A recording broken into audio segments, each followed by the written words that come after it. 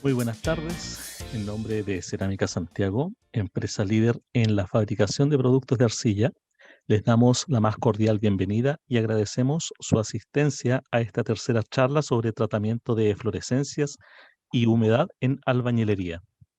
Les invitamos a seguir nuestras redes sociales, en donde encontrarán las dos charlas anteriores que ya hemos efectuado sobre recomendaciones constructivas para trabajos en albañilería y marco normativo para el control de la calidad en albañilería, disponibles en nuestro canal YouTube.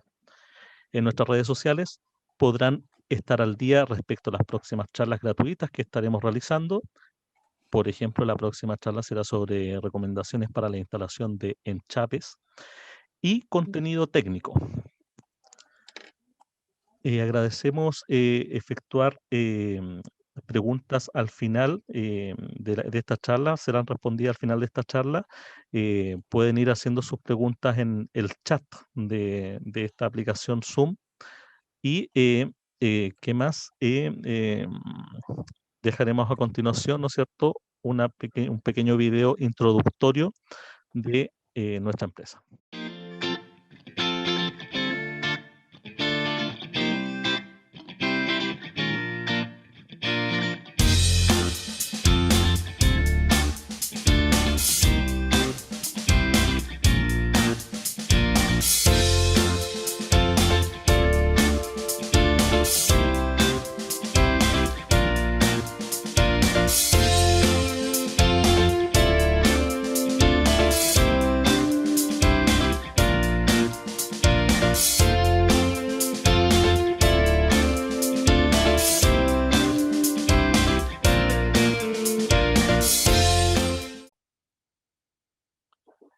Muy bien.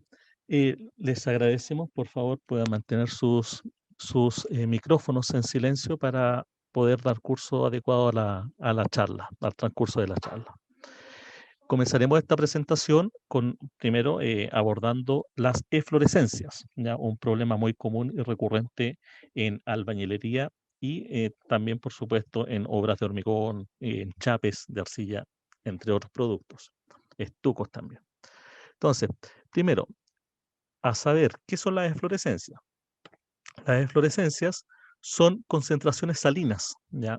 Que en general están presentes en los morteros de pega y que durante el proceso de secado del mortero, estas eflorescencias el ladrillo, o en este caso el enchape, hablando de albañilería, al succionar y al absorber parte del agua de amasado del mortero, arrastran estas sales, ¿no es cierto?, para la lechada de cemento en particular, y consigo obviamente las sales a través de la masa del producto de arcilla, de la masa del ladrillo, del enchape. En este caso, estos productos actúan como filtro, ¿ya? Estas manchas en general se presentan como un velo blanquecino, ¿ya? En el perímetro que está del producto que está en contacto con el mortero, como ustedes pueden bien apreciar en la imagen, ¿ya? Ahora, ¿qué acciones respecto a la fluorescencia permiten controlar su mayor presencia?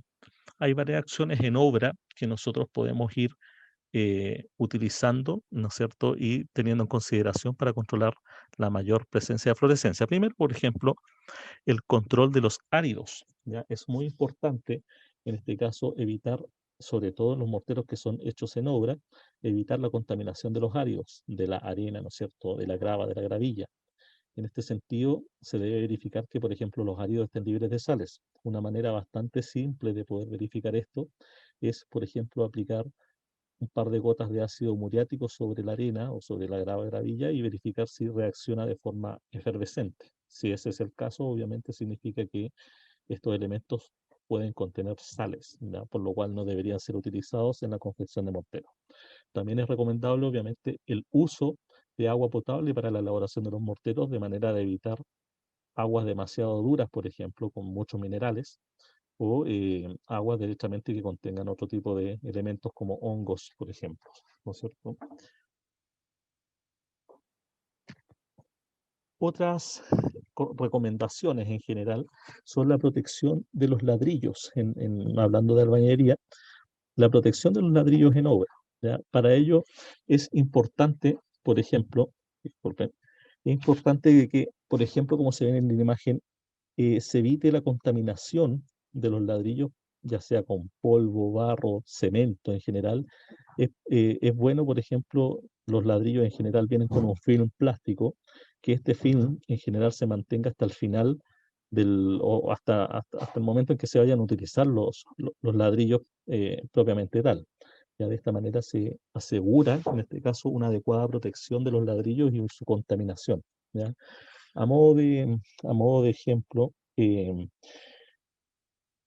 una obra ¿cómo se llama?, de instalación de enchapes, hace un tiempo atrás, había una frecuente aparición de sales, producto de que los enchapes de arcilla, al momento de ser instalados por los maestros, eran trasladados en sacos de yeso, ¿ya? O sea, los maestros bajaban al primer piso, donde estaban acopiados los enchapes, ¿no es cierto?, los pares con enchapes, seleccionaban un par de enchapes, los echaban dentro de un saco de yeso y subían con estos sacos por los andamios para empezar a pegar los enchapes en las distintas alturas, ¿ya?, del edificio. El polvo en general del yeso también es un factor muy importante para la producción de sales, ¿ya?, al igual que el cemento. Entonces, se trata un poco de evitar estas contaminaciones cruzadas de los productos. También, como ya hemos hablado en presentaciones anteriores, recomendamos siempre la instalación de los ladrillos en estado saturado superficialmente seco. Esto lo hemos dicho en casi todas las presentaciones, porque es muy importante, ¿ya? Como ustedes saben, nuestra recomendación es que siempre el ladrillo se sumerja en agua limpia por al menos unos 30 minutos y luego de este tiempo el ladrillo se retira del agua y se deja en reposo, descansar, y cuando la cara del ladrillo esté libre de agua, o sea, superficialmente seco, está en condiciones de ser instalado. Entonces, de esta manera se puede asegurar una condición óptima del ladrillo para que absorba la cantidad necesaria de lechada de mortero sin más ni menos absorción o succión de esta lechada, ¿ya? Porque ¿qué pasa? Por ejemplo, en caso contrario, cuando el ladrillo está sobresaturado de agua, simplemente no va a haber adherencia entre el mortero y el ladrillo porque al tener mucha agua no va a haber absorción de la lechada, ¿ya? Y en caso contrario, cuando el ladrillo está seco, ¿qué pasa ahí en ese caso? Hay una elevada succión, ¿ya? Hay un proceso de absorción y succión. La succión es justamente cuando el ladrillo está seco, se succiona, se absorbe, o sea, es más que una absorción, es una absorción con velocidad, por decirlo de alguna manera. Entonces se succiona demasiado agua al mortero, secándolo obviamente a este mortero y arrastrando obviamente consigo una mayor cantidad de sales hacia el interior de la masa del ladrillo, ¿ya? Por lo tanto, después va a favorecer obviamente la eflorescencia de estas sales en la cara del ladrillo. Entonces, la recomendación es instalación del ladrillo en estado saturado superficialmente seco para que absorba la cantidad justa para el adecuado pegado del ladrillo con el mortero, su adecuada adherencia. Otro factor muy importante, como les decía también en un inicio, es la limpieza de los muros, ¿ya? Y en particular la presencia de cemento, ¿ya? Y la limpieza de los muros, una vez que cuando el maestro, a medida que va construyendo y antes que el mortero propiamente tal fragüe y comience su secado, en el momento del remate de las juntas, por ejemplo, se deben eliminar todos los restos de mortero y de lechada de cemento de la cara de ambas caras del muro, ¿ya? Esto va a asegurar, primero, de que el muro obviamente no quede con restos de mortero seco que después son de una remoción relativamente difícil, ¿ya? Y segundo, va obviamente también a evitar la mayor presencia de sales, porque el cemento o la lechada de cemento en la superficie y en contacto con la humedad ambiente, por ejemplo, puede hacer que florezcan más sales de las presupuestadas inicialmente, ¿ya? Entonces, lo recomendable es siempre que el muro quede completamente limpio, y es además esta una condición necesaria para el tratamiento después de pinturas, por ejemplo, la aplicación de hidrorrepelentes, ¿ya? Entonces es necesario que el muro quede limpio desde un inicio, ¿ya?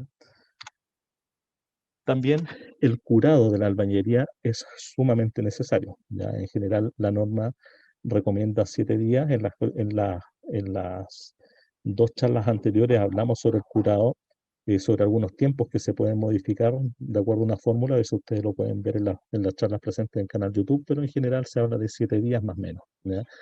Y la importancia del curado es que, bueno, justamente con el curado se busca evitar la evaporación brusca del agua de amasado del mortero. Entonces, Si yo efectúo un curado deficiente o derechamente no efectúo un curado de la albañilería, va a pasar de que se va a evaporar demasiado rápido el agua del mortero, ¿no es cierto? Va a, va a fluir esta agua por los capilares interiores de los productos de arcilla, en este caso los ladrillos, y va a arrastrar sales que después van a florecer. Entonces, también el curado tiene incidencia en la mayor o la menor, en este caso, incidencia de florecimiento de sales. ¿Qué tratamientos se utilizan frecuentemente para eliminar las inflorescencias? Lo que todos conocemos en general es un hidrolavado, ¿no es cierto? O bien el famoso quemado con ácido muriático de los muros, ¿ya? En este caso, el procedimiento de aplicación es primero utilizar los elementos de protección personal porque estamos hablando de ácido, ¿no es cierto? Que puede ser dañino para la piel, por ejemplo. Luego, posterior a los 28 días, desfraguado el mortero o el hormigón, el estuco, por ejemplo, se debe efectuar esta limpieza con esta solución, ¿ya? En general, no se recomienda la aplicación de ácido antes de los 28 días, puesto que detiene el proceso de fraguado del mortero, ¿ya? Vamos a ver más adelante que en general el ácido muriático es bastante dañino para el cemento en particular, y dentro del cemento de su materia prima, el clinker, ¿ya? Lo destruye, ¿ya? Entonces, bueno, eso lo vamos a ver un poquito después. La aplicación del ácido muriático, obviamente, la recomendación siempre que todos conocemos es diluido al 10% en agua. Ya no se recomiendan cantidades mayores de ácido, por puesto que pueden provocar manchas por quemado en el muro, ¿ya? Y mediante escobilla y de cerdas de bronce se va limpiando las sales del muro, y luego ¿cómo se llama? Hay que efectuar un lavado, ¿no es cierto? Al menos de una hora después de aplicada este lavado, se debe lavar con agua limpia, con abundante agua limpia, después de una hora aplicado el ácido, ¿no es cierto? Para eliminar la suciedad que el escobillado soltó, para eliminar también las sales que la solución de ácido neutralizó, y para eliminar los excedentes de la solución de ácido que quedaron existentes en el muro, que quedaron ahí, ¿ya? Luego se deja secar el muro unos 3 o 5 días más o menos para que el muro esté relativamente seco o al menos no saturado, para que tenga las condiciones necesarias para aplicar un tratamiento superficial, llámese pintura hidrorrepelente, por ejemplo, que necesitan una superficie seca o al menos no saturada, ¿ya? ¿Qué desventajas tiene este tratamiento?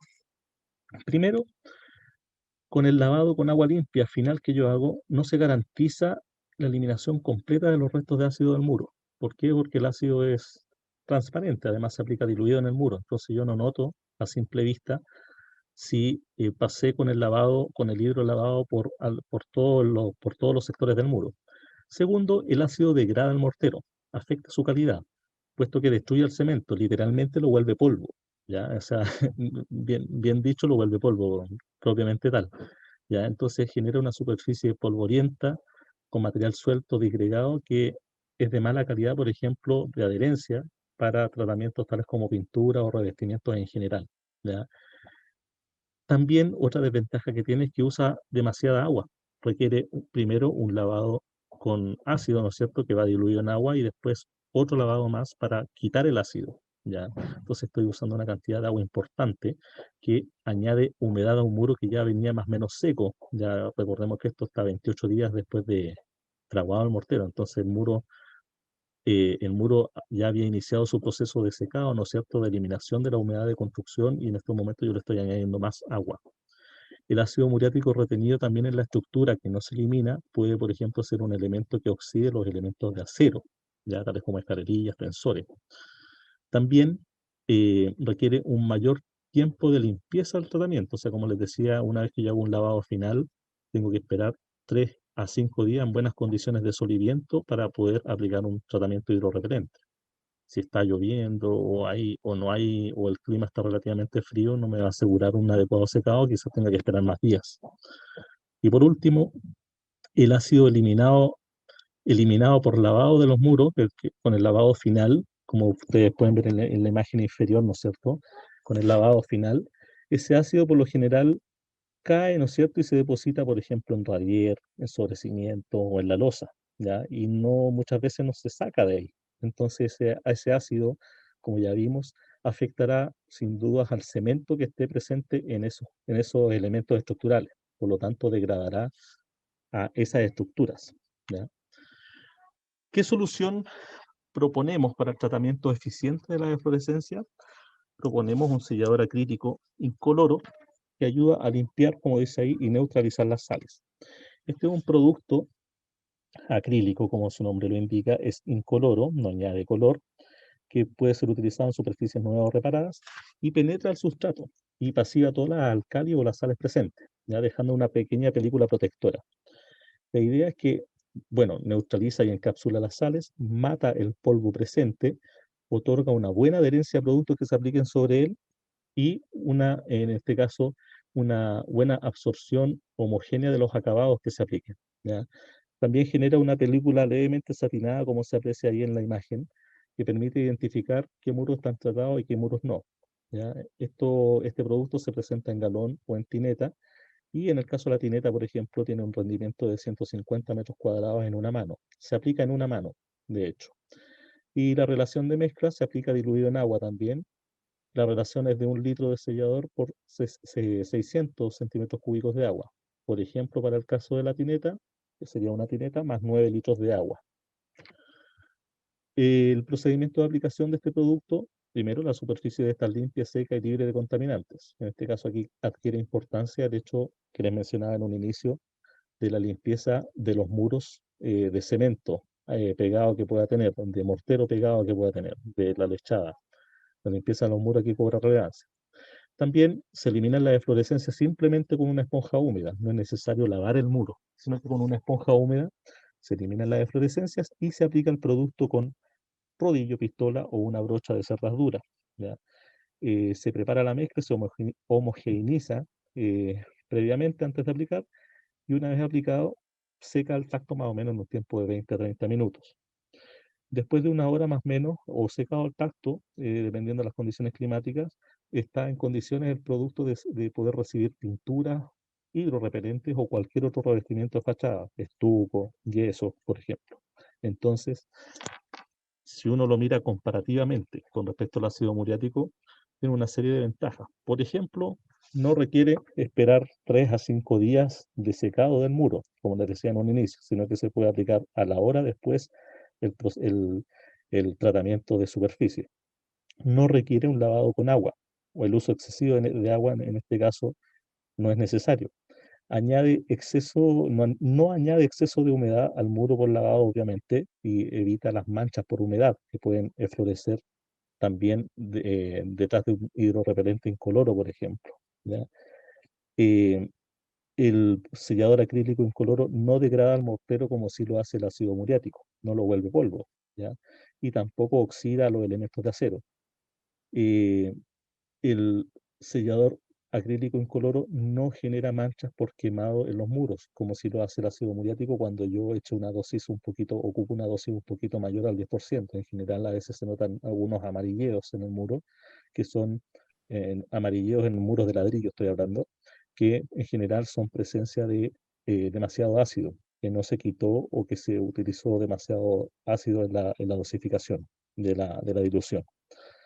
Y obviamente el sellador acrílico otorga una buena superficie de adherencia para revestimientos posteriores que yo pueda aplicar. No así el ácido muriático, como les dije en un inicio, el ácido muriático destruye al cemento en particular y genera un polvo que queda pegado a las superficies, lo cual daña o afecta a la adherencia de revestimientos o tratamientos superficiales que yo quiera aplicar. Ahora pasamos al otro punto, que es la humedad. En general, cuando hablamos de humedad en la vivienda, podemos ver que tiene diferentes orígenes. Primero, desde el exterior de la vivienda. Hablamos desde el exterior de la vivienda cuando, por ejemplo, vemos casos como la infiltración de aguas lluvias o de riego, ya a través de los muros exteriores. También puede ser, por ejemplo, por ascenso capilar del agua existente en el suelo, a través de pisos, radieres, losas y muros, ¿ya? Y también puede ser, por ejemplo, por fallas en los sistemas de conducción de agua, llámese canaletas, bajadas de aguas, instalaciones, que se rompe una instalación, por ejemplo, que serían humedades accidentales, que también se llaman. También la humedad puede tener otra fuente, que sería desde el interior de la vivienda, y en este caso el principal agente, salvo obviamente las humedades accidentales, que obviamente se descartan en este caso porque son accidentales. Las humedades que se generan en el interior de la vivienda en general son por condensación del vapor de agua producido por las actividades cotidianas, por ejemplo, estufas, calefacción, ¿no es cierto?, cocina, ducha con agua caliente, etcétera, ¿ya? Actividad humana dentro de la vivienda. Y también hay una humedad que está o que viene desde los muros de la vivienda. En este caso estamos hablando de la humedad acumulada en los materiales de construcción producto de su fabricación. Por ejemplo, en el caso del hormigón, en el caso de los estucos, de los ladrillos, de la albañería en general, se ocupa agua, por ejemplo, para fabricar el mortero. Entonces, este mortero o esta humedad que tiene el mortero, que tiene el hormigón en general, demora un tiempo en salir, sale en forma de vapor. Entonces, a esa humedad se refiere este tercer tipo. Aquí vemos algunas imágenes, por ejemplo, que son un poquito más explicativas. Por ejemplo, la humedad por lluvia, como ustedes pueden ver en la imagen superior izquierda, cuando no hay un tratamiento superficial empieza a generar, como ustedes pueden ver ahí, pequeñas manchas de humedad, en este caso en el muro de ladrillo, ¿ya? O directamente pueden haber infiltraciones que pasan a través de las techumbres, por ejemplo, de la cubierta, ¿verdad? También en el caso de la humedad de ascenso capilar, en este caso cuando no hay un tratamiento adecuado de los cimientos, por ejemplo, esta humedad empieza a subir por el muro en general. Hablamos de humedad por ascenso capilar en todas aquellas humedades presentes en muro hasta 1 metro de altura, 80 centímetros en general. Ya, o como ustedes pueden ver en las dos imágenes superiores derechas, la media y la derecha, se producen franjas de sales en general, como ustedes pueden ver en la imagen derecha. Ya, hay descascaramiento de pintura producto de las sales que florecen en ese punto. También están, obviamente, como ya mencionamos, las filtraciones por falla de conducción de aguas lluvias, canaletas no mantenidas, por ejemplo, o directamente que no haya canaletas, ¿ya? También está la humedad por condensación en interior en muros, como ya vimos, en paredes frías, por ejemplo, esto se produce mucho. Vamos a ver a continuación en detalle esto. Y la manera en que se representa es directamente como se ve en la imagen inferior derecha, hongos pues, en los muros, ya estamos hablando en alturas mayores a 1 metro, estamos hablando en llegando al techo, por ejemplo, en la altura superior de muros, ¿ya? En general, cuando hablamos de estadística un poquito al respecto, la mayor magnitud o frecuencia de estas humedades presentes en la vivienda eh, da o indica que en este caso la infiltración de aguas lluvias es la que tiene mayor relevancia, ¿ya? De acuerdo a estadísticas, en este caso brasileñas, de la Asociación Brasileña de Construcción, indica que un 60% de los problemas por humedad se refiere a lluvias, precisamente. Y en menor cantidad o en menor cuantía, problemas, por ejemplo, por el ascenso capilar de agua o por condensación de la humedad interior de la vivienda.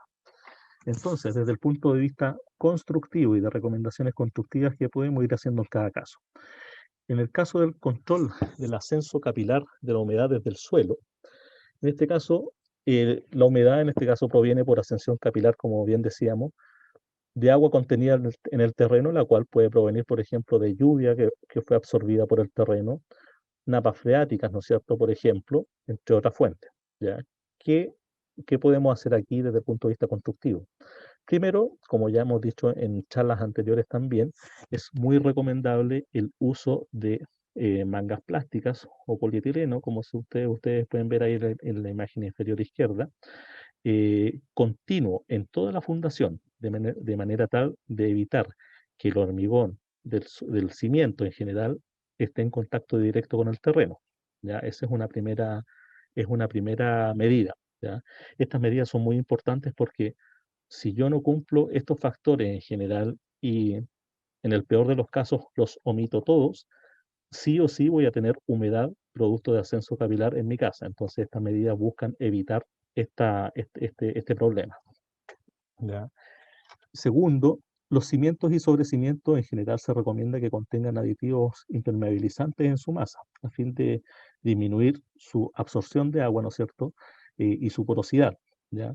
Y tercero, también se recomienda que el mortero de la primera hilada o de primer tendel, donde yo comienzo a pegar la primera hilada de ladrillos, también incorpore en su masa un aditivo impermeabilizante, de manera tal de evitar de que, por ejemplo, el agua suba desde el sobrecimiento hacia el muro de ladrillos, o por ejemplo desde el exterior, si es que un jardín queda adosado, por ejemplo, al muro directamente o por aposamiento, por ejemplo, pueda subir agua directamente desde el sobrecimiento hacia arriba, ya, hacia el muro en general.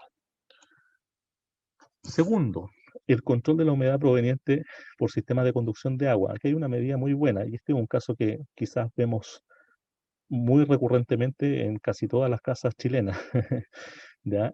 Y es la humedad proveniente de canaletas y bajadas de agua. Como ustedes pueden ver en la imagen, generalmente la solución que ustedes pueden ver a su izquierda es la que más frecuentemente se usa.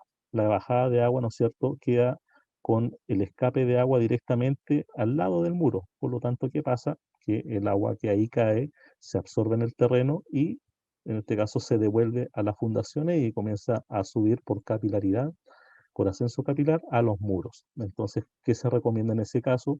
Por ejemplo, hacer conducción de agua en este caso. Podemos hacer un pequeño pozo, mini pozo absorbente, ¿no es cierto? Como se aprecia en la imagen. Y, por ejemplo, si tenemos un jardín, conectar en este caso un dren o de otra manera un ducto derechamente que evacúe las aguas por lo menos a 3 metros de la casa, ¿ya? Bien lejos y no inmediatamente al lado de las fundaciones, sino que en una distancia mucho mayor, ¿ya? También es importante, lógicamente, la limpieza y mantención de canaletas y de bajada de aguas lluvias para evitar humedades ya más accidentales, ¿ya? También, cuando hablamos de condensación de la humedad ambiente, esto lo vivimos todos también, ¿ya? Cuando entramos al baño, cerramos la puerta y nos duchamos, lo vivimos a diario, ¿ya? En general, se entiende por condensación al proceso por el cual el vapor de agua se convierte en microgotas de agua que se depositan en una superficie más fría que el aire ambiente en el interior del recinto. Ya, en este caso, la condensación de humedad del aire se produce por aumento de la humedad relativa del ambiente o por la disminución de la temperatura del elemento en contacto con el vapor del agua. Como les dije, el mejor ejemplo es el baño, ¿ya? El baño en general está revestido por cerámica, ¿no es cierto? Cerámica de muros, ¿no es cierto? Por un espejo, ¿no es cierto? Y por una ventana, ¿ya? En el caso de los departamentos, a veces no tienen ventana, tienen un extractor de aire, ¿ya? Entonces, ¿qué pasa? Que yo cierro la puerta, comienzo a ducharme con agua caliente y este vapor caliente que se genera se encuentra con una superficie más fría, ¿ya? Entonces se producen las condiciones necesarias para que haya condensación, ¿ya? Una superficie más fría como la de la cerámica o como la del espejo, ¿ya? O el vidrio de una ventana, por ejemplo. Como les decía, generalmente esta condensación se produce en recintos cerrados, ¿ya? Que no tienen una adecuada ventilación, ¿ya? Entonces, en ese sentido, también se puede producir por la acción de estufas, ¿ya? Estufas en general, sobre todo las que son a parafina, producen condensación de manera bastante fácil, ¿ya? No así quizás las estufas eléctricas, no generan tanta condensación, pero obviamente las estufas eléctricas son un poquito más costosas, o sea, su uso requiere un mayor desembolso final en la cuenta de luz a fin de mes, ¿ya? El uso de cocinas también, etcétera, de la actividad humana en general. Entonces, como ustedes pueden ver en la imagen inferior, perdón, cuando ustedes tienen un muro y añaden, por ejemplo, una aislación térmica en el exterior de la vivienda, logran de que el muro esté aislado térmicamente, por lo tanto, a una temperatura muy distinta del exterior. Piensen, por ejemplo, en un caso como el invierno, ¿ya? En el invierno donde en el exterior pueden haber, supongamos cualquier número, 0 grados, y al interior hayan 20 grados producto de la calefacción. Entonces, el muro, como hablábamos recién, va a estar a una temperatura no de 0 grados, sino que cercana probablemente en la superficie interior quizás a 20 y ahí comience a bajar un poquito la temperatura a medida que ingreso al interior del muro, pero no va a estar a cero, no va a estar a la temperatura exterior. Por lo tanto, no se va a generar las condiciones para que haya temperatura de rocío o, dicho de otra manera, de que el vapor se convierta en agua. Entonces voy a evitar la condensación superficial de agua interior o la condensación intersticial que se llama, que es cuando el vapor de agua condensa dentro de los muros. Por eso se llama intersticial, en los intersticios, en este caso, del muro. Las vías capilares, por ejemplo. Ya, entonces, ¿qué medidas me ayudan a controlar esta condensación de la humedad?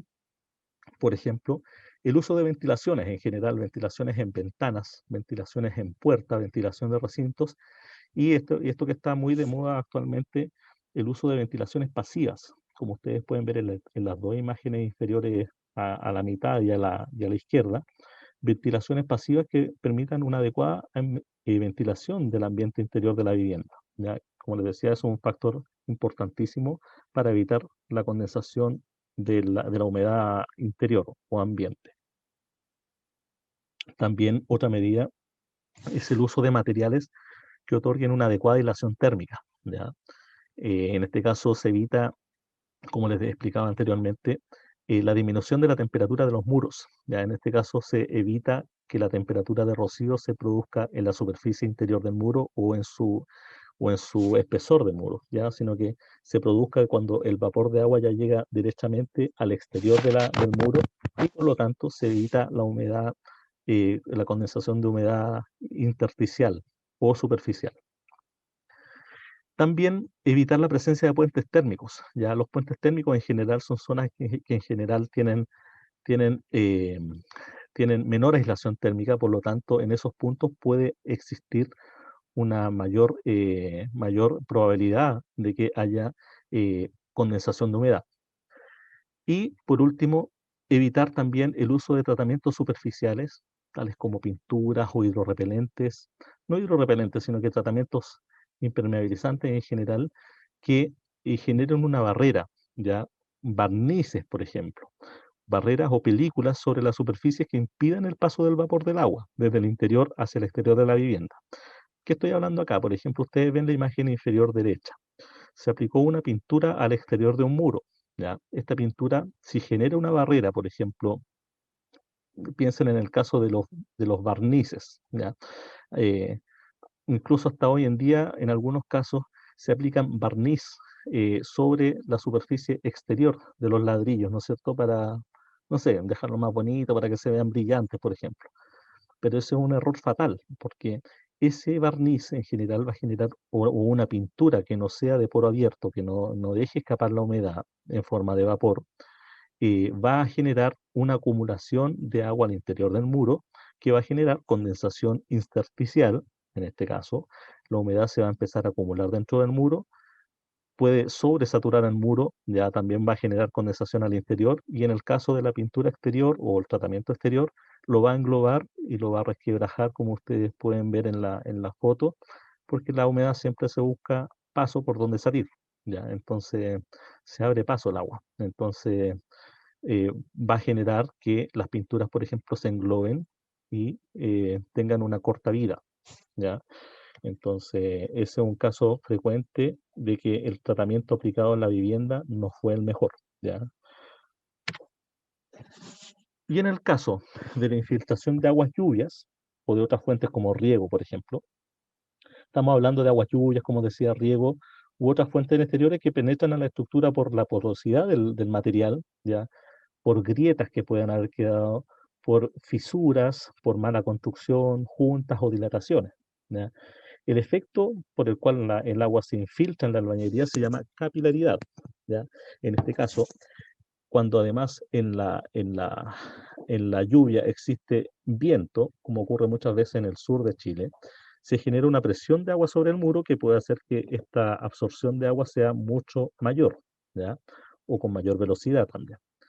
En este caso, un tratamiento eficaz para tratar este tipo de humedades por infiltración de aguas lluvias, por ejemplo, es el uso de impermeabilización superficial. Y en este tipo existen dos posibilidades. Primero, aquellos tratamientos que forman una película, ¿ya? Como le hablaba en un inicio o recientemente, crean una película superficial que impide el paso de la humedad en ambos sentidos del muro. O sea, impiden el paso de la humedad del agua que proviene desde el exterior, como la lluvia, pero impiden también el paso de la humedad desde el interior de la vivienda, que por lo general viene en forma de vapor. ¿Ya? Entonces, estos tratamientos formadores de película no son los más eficientes. Muchas pinturas, por ejemplo, son formadoras de película, ¿ya? Como los barnices que recién estábamos hablando. Entonces, no es el mejor tratamiento para un muro. Sí lo son, por ejemplo, los tratamientos por acción capilar, tales como los hidrorrepelentes. Ya, estos tratamientos en general impiden el paso de la humedad ya desde el exterior de la vivienda en estado líquido y permite la eliminación del vapor de agua, ya en general, evitando la condensación de agua interior, o sea, deja respirar al muro. Los hidrorrepelentes en general tienen su acción puesto que logran modificar el ángulo de tensión superficial de la gotita de agua. Como ustedes pueden ver en la imagen, una superficie que se llama hidrofóbica, por ejemplo, o que ya tiene un tratamiento hidrorrepelente en general, mantiene la gotita prácticamente completa, sin absorción, como en el caso de la derecha, sin absorberla en la superficie, ¿ya? Impidiendo que penetre en el capilar o en el muro, ¿ya? Eh, la acción de estos productos hidrorrepelentes en general se produce a una profundidad de hasta 3 o 5 milímetros. En general, estos productos, una vez que yo los aplico sobre el muro, penetran hacia el interior a través de los capilares del material, penetran hasta una profundidad de 3 a 5 milímetros y es por ello que se recomienda su aplicación en dos dos manos inmediatas. ¿Ya? Aparece una línea y no sé qué, de qué será. En dos manos inmediatas. ¿Ya? En este caso, la aplicación de los hidrorrepelentes es bastante simple, muy similar a lo que es una pintura. Se aplica con brocha, rodillo o bomba de aspersión a baja presión, ¿no es cierto? Es necesario que el muro esté relativamente seco o al menos no saturado antes de su aplicación y que esté libre de manchas, ¿ya? Es necesario que esté seco y no saturado para que haya efectivamente una absorción y en el caso de que un muro esté, por el contrario, muy sobresaturado de agua, no va a absorber el producto hidrorrepelente, lo va a repeler un poquito, ¿ya? Entonces, por eso es necesario que esté seco o al menos no saturado. Y es importante que cuando yo aplique el hidrorrepelente no exponga la superficie a la acción directa de agua por lo menos por 72 horas, ¿ya? Porque debo generar las condiciones para que se produzca el adecuado enlace químico entre el producto y los capilares del material que estoy tratando. Como ustedes pueden ver en las dos imágenes, el hidrorrepelente en general, ustedes pueden ver más o menos gráficamente ahí la profundidad de penetración que tiene, ¿no es cierto? El producto evita el paso del agua líquida o de la molécula líquida, ¿ya? Pero permite también a su vez, al generar esta tensión superficial en los capilares, evita el paso del agua líquida, pero permite el paso de la humedad en forma de vapor, ¿ya? En este caso que son moléculas de mucho menor tamaño, ¿ya? Y también es súper importante que cuando yo, por ejemplo, aplico adecuadamente el tratamiento hidrorrepelente, eh, evito, por ejemplo, o puedo evitar la eflorescencia posterior en el muro. Por ejemplo, aplicado en 2 o 3 manos consecutivas, puedo lograr una penetración importante hacia el interior. ¿Y qué pasa? Que la humedad, en este caso, las sales vienen arrastradas, en este caso, por el agua líquida que está contenida al interior del muro. Entonces, al encontrarse por el interior esta agua líquida con esta barrera, que genera una tensión superficial mayor en los capilares, no va a quedar retenida dentro del muro y la única manera de escapar que va a tener va a ser evaporándose, ¿ya? Y al evaporarse, la sal no va a poder ser arrastrada y va a quedar retenida dentro de la barrera que penetró hacia el interior del muro, ¿ya? Entonces, también pueden tener adecuadamente instalados esa función. En general, los muros que son tratados con hidrorrepelente deben, como les decía, estar completamente limpios. Y esto es súper importante porque una vez que yo aplico un hidrorrepelente transparente, por ejemplo, es súper difícil eliminar una mancha que pueda estar contenida bajo él, ¿ya?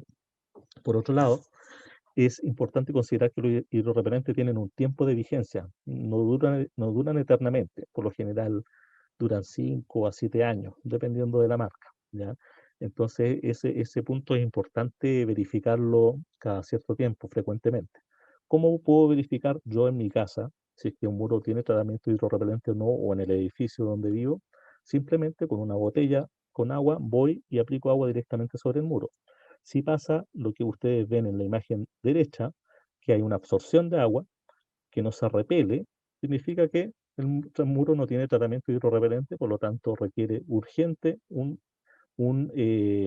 ¿cómo se llama? Un tratamiento superficial, por ejemplo, con hidrorrepelente, porque de lo contrario va a absorber una cantidad importante de agua y va a generar una serie de problemas al interior de la vivienda, como hongos, eh, ¿cómo se llama? Los estucos interiores o los yesos interiores se van a soplar, por ejemplo, entre otros problemas. Y cuando el muro tiene hidrorrepelente, pasa lo que ustedes ven en la imagen izquierda, que hay repelencia del agua. Ustedes pueden ver claramente ahí la tensión, el efecto de tensión superficial que se genera en el ladrillo que está tratado en la mitad, ¿no es cierto?, izquierda, donde las gotitas permanecen prácticamente completas sobre la superficie, ¿ya? ¿Qué aspectos constructivos pueden ayudar también a controlar la humedad? Obviamente, evitar el mal llenado de las llagas de la albañilería. Ustedes, por ejemplo, cuando aprecian que las albañilerías quedan con oquedades como las que ven en la imagen, obviamente ese muro va a tener un muy mal comportamiento frente a la acción de la lluvia, por ejemplo. Es casi lógico pensar de que por ahí se va a filtrar o infiltrar mucha agua. También se debe evitar canterías con mayor espesor al proyectado, por ejemplo, canterías de 30 milímetros, como se ven, porque justamente el mortero, cuando es muy rugoso, como ustedes ven en la foto, tiene mayor porosidad. En general se recomienda morteros más finos y cohesivos, que otorguen un mejor nivel de terminación y protección frente a la humedad, por ejemplo, de las canterías. También, como ya hablamos, evitar la instalación de ladrillos secos, ¿ya? Esto ya lo vimos también en el caso de la fluorescencia, evitar la instalación de ladrillos secos porque generan fisuras, o sea, al absorber demasiada agua del mortero de pega, generará que el mortero se seque demasiado rápido y genera fisuras por rotación. Y por esas fisuras por rotación va a ingresar agua, ¿ya? Si es que yo no lo trato adecuadamente.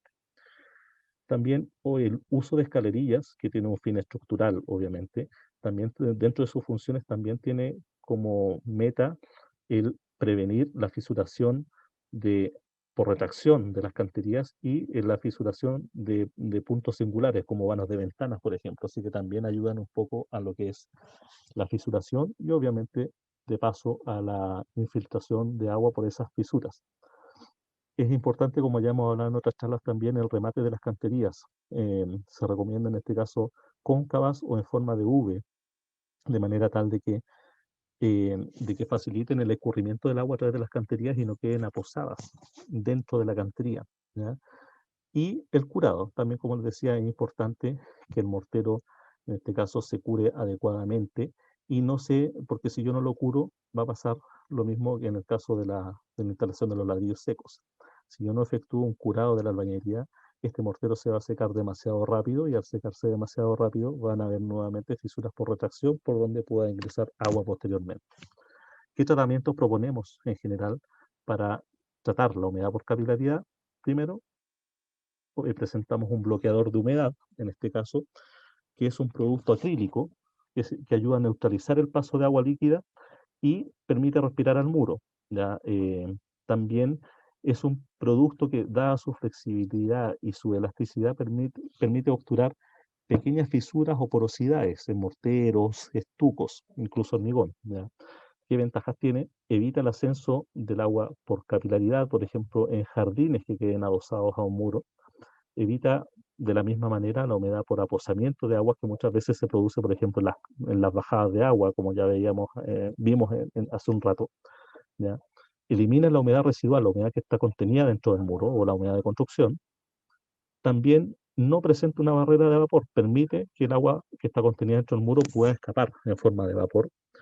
Y en general este producto es acrílico, como les decía, tiene un color opaco gris cementicio, como ustedes pueden ver en la imagen, También viene en galón y en tineta y tiene un rendimiento más o menos cuando lo aplico a superficie llena, como ustedes pueden ver ahí en la imagen inferior izquierda, de 80 metros cuadrados, más o menos, por tineta, y en el tratamiento de canterías de 280 metros lineales en una mano, ¿ya?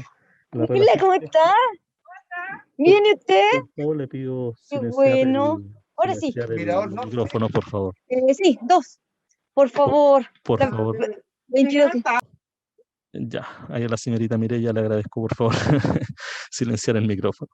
Ya, entonces, como les decía, la relación de mezclas de 1 litro del producto por 1,5 kilos de cemento en polvo. Se mezcla directamente con cemento, por eso adquiere el color cementicio, ¿ya? Y en el caso de una tineta, por ejemplo, se necesitan 22,5 kilos de cemento, ¿ya? Para ser mezclado y aplicado. ¿Cuál es el procedimiento de aplicación? Primero la superficie debe estar limpia, seca, libre de contaminantes, se elimina la eflorescencia con una esponja húmeda, se aplica previamente un sellador acrílico para encapsular las sales, como ya vimos anteriormente, y después de 1 hora, como también vimos en el caso del sellador acrílico, se puede aplicar el bloqueador de humedad. Este bloqueador de humedad se mezcla, ¿no es cierto?, con el cemento, se genera una mezcla homogénea y se aplica con brocha o con rodillo directamente sobre la superficie, ¿ya? En el caso de las fundaciones, por ejemplo, se aplica en el hombro de la fundación, más o menos por 10 centímetros, después en la cara del sobrecimiento y hasta la tercera hilada de ladrillos en altura, que es la base del muro, o hasta 40 centímetros más o menos. ¿Ya? El tiempo de secado más o menos de esta solución es de 3 a 4 horas. ¿Ya? Ahí ustedes, por ejemplo, pueden ver algunas aplicaciones de este producto, por ejemplo, como ya vimos, el tratamiento de sobrecimientos y bases de muro de albañilería, por ejemplo, para humedades por aposamiento. Por ejemplo, un jardín que esté al lado del muro, adosado al muro, por ejemplo. También es muy útil en el caso de los alféizares de ventanas, por ejemplo, donde también se produce aposamiento de agua, ¿ya? O en el encuentro de losas, en el tratamiento de canterías y en baños en zonas donde está muy expuesta la humedad, ¿ya? En el caso de duchas, por ejemplo, ¿ya? También para el resto del muro, lo que queda hacia arriba, ¿no es cierto?, proponemos dos soluciones. Una de ellas es el hidrorrepelente incoloro, que se aplica en el chapes, por ejemplo, o en albañilerías que van a quedar con ladrillo a la vista. Ya también se puede aplicar sobre estucos, piedra en general. Es un producto de alta penetración en los sustratos. Como ya vimos, es importante el tema de la penetración en el sustrato para que tenga una adecuada acción hidrorrepelente. Tiene buena resistencia a la intemperie, alta repelencia al agua y permite respirar al muro, ¿ya? En general, este producto tiene una durabilidad de 5 años. Esta durabilidad, como les decía, es muy importante, ¿ya? Porque a los 5 años tienen que aplicar nuevamente el tratamiento. En general, esto es con todos los hidrorrepelentes, ¿ya? No hay ninguno que sea eterno, ¿ya?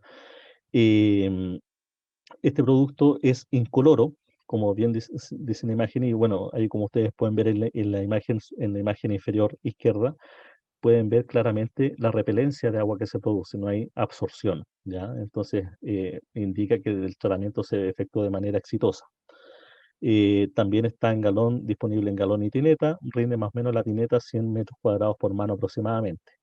Y se diluye en agua, la primera mano al 30% y la segunda al 20%, ¿ya? Entonces, la forma de aplicación también, al igual que el caso anterior, la superficie debe estar limpia, seca, libre de contaminantes, se elimina la eflorescencia con esponja húmeda, se aplica sellador acrílico, después de 1 hora puedo aplicar el hidrorrepelente. Como hablábamos hace un rato, se aplica en 2 a 3 manos consecutivas, ¿ya? No debo esperar mucho entre manos, ¿ya? Para que efectivamente haya una penetración importante hacia el interior. ¿Qué más? Dice, al término de cada mano se debe repasar con brocha seca para evitar el lagrimeo y dar un acabado homogéneo y finalmente el tiempo de secado entre manos es de 5 a 8 minutos, ¿ya? Entonces, el tiempo de secado total más o menos va a ser de 30 a 60 minutos más o menos dependiendo de la aplicación del instalador. Y para los casos que requieran ocultar, por ejemplo, la albañería con pintura, por ejemplo, está el mismo producto anterior, pero con tinte. En este caso, una pintura impermeabilizante para muros, que también es un producto acrílico.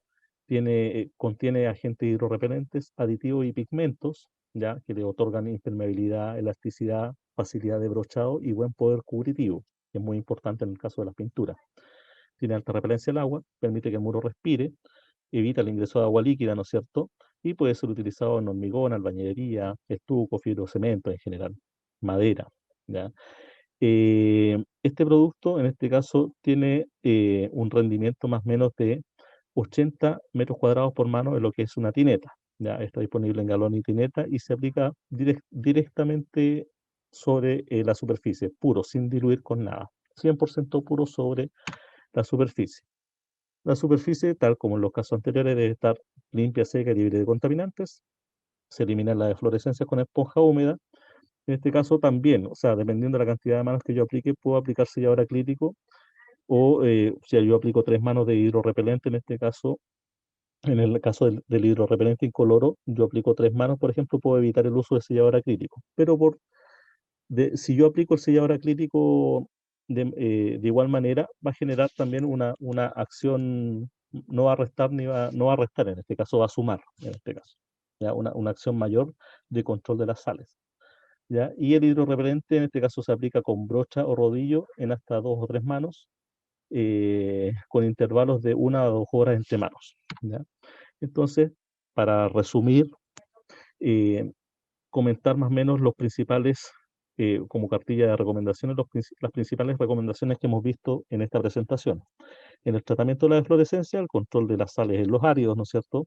Uso de agua potable para la elaboración de morteros, protección de los ladrillos en obra para evitar su contaminación, la instalación de ladrillos saturados superficialmente secos, la limpieza de los muros, evitar que queden restos o trazas de lechada de cemento y de mortero, el curado de la albañería y el tratamiento de las sales a los 28 días, ¿ya? Con sellador acrílico incoloro.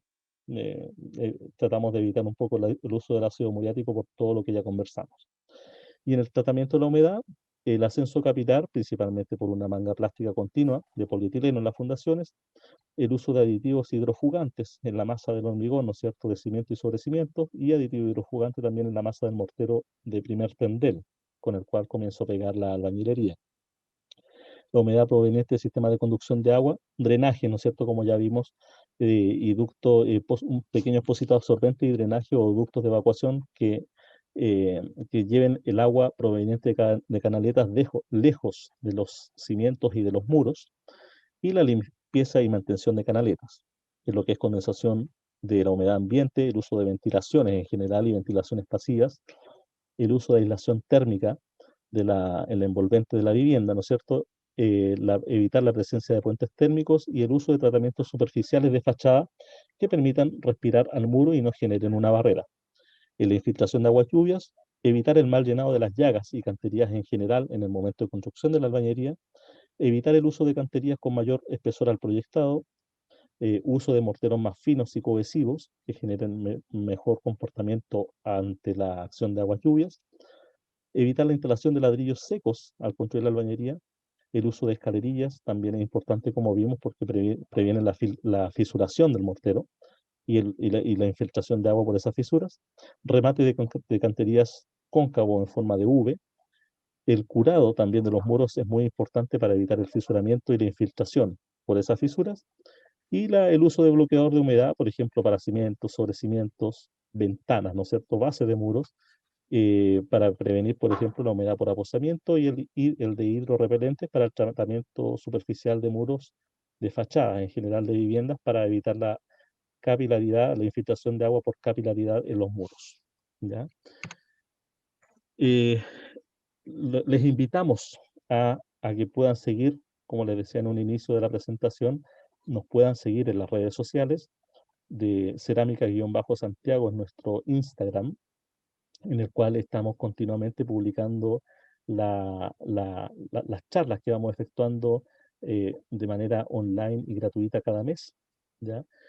También se publica contenido técnico para que ustedes puedan estar al tanto de las principales recomendaciones que hacemos para el trabajo, ya sea de albañería, enchapes y otros productos de arcilla.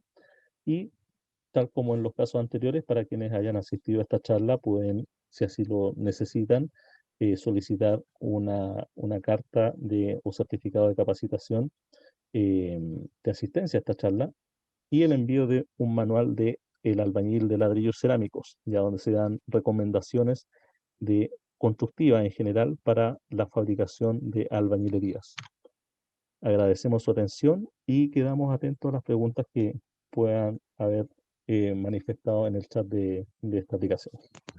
Francisco, muchas gracias y muchas gracias a todos por participar. Nos hicieron muchas preguntas, pero primero, antes que nada, quiero aclarar un tema. Todo lo que ustedes están solicitando por el chat, por favor, enviarlo al correo rfarías@ceramicasantiago.cl. Hay más de 100 personas en el chat y todos están escribiendo y algunos en forma personal. Entonces, es difícil poder tomar toda esa información. Aparte que si ustedes nos pueden solicitar también el certificado de asistencia. Vamos a partir con las preguntas porque son bastante, Francisco, en beneficio del tiempo. Okay. Silvana nos pregunta, ¿cuántas manos se recomienda del sellador? ¿Cuántas manos? ¿De sellador se recomienda? Una mano. Con una mano basta y sobra. Matías Pastene, ¿es aplicable en bloques también? Sí, puede ser aplicable en ladrillos, como vimos, en enchapes, en bloques de hormigón, en estucos, en hormigón en general. Hasta incluso el bloqueador de humedad puede ser, o los hidrorrepelentes se han visto aplicados hasta en tableros de OSB, en madera. Rodrigo Órdenes, ¿la aplicación correspondiente es igual o posterior a los 28 días? En general el tratamiento de las eflorescencias primero y posteriormente el tratamiento de las humedades siempre lo recomendamos después de los 28 días, porque a los 28 días es el tiempo que el mortero tarda en general en fraguar mecánicamente. Entonces, si nosotros hacemos algún tratamiento previo, podríamos, sobre todo cuando se hace con el caso del ácido que destruye al mortero en general, podríamos detener el fraguado del mortero y por lo tanto modificar o disminuir las propiedades mecánicas del producto mortero u hormigón que yo esté aplicando en la estructura. Javiera nos consulta, ¿el acrílico me sirve para techo de baño? Ya que hoy hay una filtración. Ya, o sea, bueno, a ver, voy a imaginar que ese techo de baño y si hay una filtración, a lo mejor es un departamento en un edificio quizás, o una casa que a lo mejor tiene una filtración de agua lluvia desde el techo. En el caso de una casa y con infiltración de agua lluvia desde el techo, obviamente lo primero que se debe reparar es la infiltración, o sea, ver en la cubierta cuál es el problema. En el caso también, lo mismo en el caso de un departamento, sobre todo, por ejemplo, cuando hay vigas falsas, que muchas veces hay en los baños de los departamentos, yo tengo una disminución de la altura en un sector del baño que es justamente una viga falsa que contiene ductos ¿cómo se llama?, de aguas del departamento superior, ¿no es cierto? En esos casos, claro, o sea, siempre se debe, cuando hay filtraciones, se debe eliminar la fuente. O sea, cualquier tratamiento, sobre todo considerando que los tratamientos tienen un periodo de vigencia, cuando yo tengo humedad permanente, en general, como les hablaba en un momento, el agua se busca paso. Así que, en general, siempre debo reparar primero la filtración antes de pensar en aplicar un tratamiento que pueda desviar el agua hacia otra parte. ¿Ya? O sea, si yo aplico un tratamiento hidrorrepelente, supongamos en un baño donde hay una viga falsa y el agua escurre desde una tubería, esa agua se me va a posar dentro de esa viga falsa, así que tengo que sacarla por alguna parte. Así que debo primero la filtración. Después, Rodrigo Órdenes, entonces, no es recomendable impermeabilizar desde el sobrecimiento hasta ciertas hiladas y posteriormente hidrorrepelente. ¿Solo bastaría hidrorrepelente? Claro, o sea, depende del caso. Por ejemplo, hay viviendas en que, por ejemplo, no es necesario la aplicación quizás el bloqueador de humedad se puede aplicar, por ejemplo, hasta el sobrecimiento, porque en algunas viviendas el terreno natural o el jardín, por ejemplo, queda mucho más bajo que el muro, ¿ya? La cota o la altura del terreno queda más o menos a la altura del sobrecimiento. En ese caso, se puede aplicar bloqueador de humedad hasta el sobrecimiento y en el muro no es necesario, como decía la pregunta, no es necesario aplicar bloqueador de humedad, sino que solamente hidrorrepelente hacia arriba. Va a depender de las condiciones del terreno, si el terreno está en pendiente, por ejemplo, todo eso va a depender de cada caso. Don Cristóbal Silva, ¿se puede utilizar una membrana hidrófuga sobre un muro de albañilería? En general, claro, o sea, un tratamiento hidrófugo en general o hidrorrepelente, claro, o sea, se puede utilizar mientras deje respirar al muro, o sea, deje escapar el vapor de humedad como vimos en la presentación y no genere una barrera, que en este caso que produzca una acumulación de agua al interior, porque eso genera una cantidad de problemas enormes. O sea, como mencionamos en la presentación, genera la humedad presente al interior de un muro y un muro que por esa razón se sobresature puede generar, por ejemplo, hongos, puede, por ejemplo, generar el soplado o que el papel mural, por ejemplo, se suelte o que los yesos, los estucos se soplen. Ya en general problemas de salud en los integrantes de la familia producto de los hongos. Entonces, en general, cualquier cosa que yo aplique, tratamiento hidrorrepelente o membranas hidrofugantes que yo aplique sobre un muro, tienen que tener la condición de que eviten el paso del agua líquida desde afuera, pero permitan el paso del vapor desde el interior de la vivienda. Esa es la condición básica para todo. Don Rodrigo Órdenes, una pintura esmalte con hidrorrepelente aplicada en 2 manos, ¿tiene el mismo efecto que un hidrorrepelente aplicado por sí solo? ¿Esmalte con hidrorrepelente incorporado? A ver, un esmalte y encima del esmalte un hidrorrepelente. Entiendo que esa es la pregunta. Una pintura con esmalte hidrorrepelente aplicada en 2 manos, ¿tiene el mismo efecto que un hidrorrepelente aplicado por sí solo? Claro, mira, por ejemplo, vamos a pensar, el hidrorrepelente por sí solo va a hacer el trabajo o va a hacer la pega tal como vimos en la presentación. Va a impedir el agua, el ingreso de agua líquida desde fuera y va a permitir la eliminación del agua en forma de vapor desde el interior.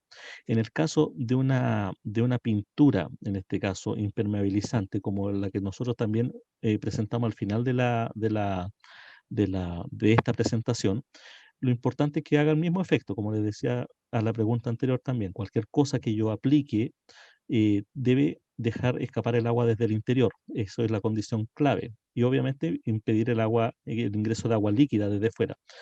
En ese sentido, si es que yo, por ejemplo, aplicara, como también he visto en algunos casos, que primero se aplica una capa de pintura primero y después encima se le aplica un hidrorrepelente como para proteger la pintura, hay que tener ojo entonces de que la pintura esmalte, un esmalte al agua o un látex que, por ejemplo, yo aplique, no genere efectivamente una barrera, porque si genera una barrera va a pasar lo mismo que les explicaba en el caso del barniz, que va a haber acumulación del agua al interior. Pamela Sánchez nos consulta, si se pinta con un vitrificado, ¿es la misma función?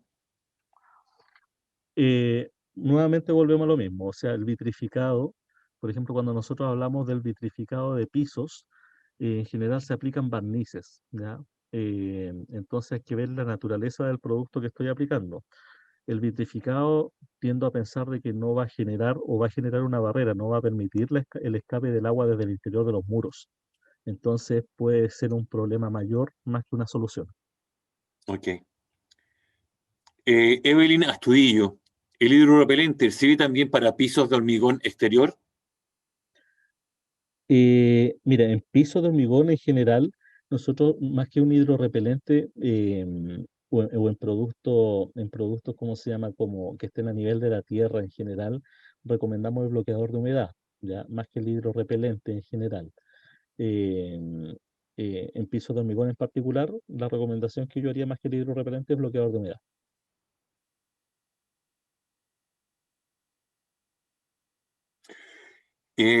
Acá nos pregunta Silvana Cárdenas, ¿el bloqueador de humedad se recomienda con un para rasgos de puertas y ventanas?